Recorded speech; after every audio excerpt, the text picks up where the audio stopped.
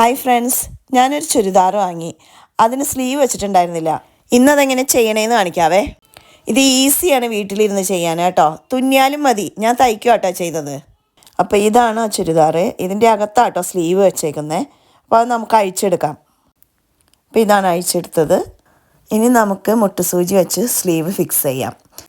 നല്ല വശത്തുനിന്നല്ല കേട്ടോ, അകത്തുനിന്നാണ് നമ്മൾ ഫിക്സ് ചെയ്യണേ.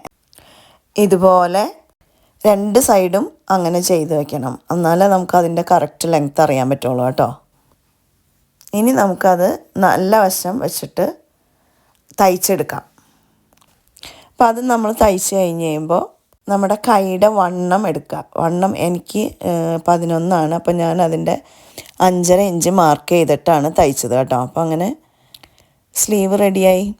ഇനി അതിൻ്റെ അകത്ത് എക്സ്ട്രാ നിൽക്കുന്നതില്ലേ ആ സ്ലീവുമേ, 1 ഇഞ്ച് വിട്ട് നമുക്ക് ബാക്കി വെട്ടിക്കളയാം. എല്ലാവർക്കും ഇഷ്ടപ്പെട്ടെന്ന് വിചാരിക്കുന്നു. Thank you for watching.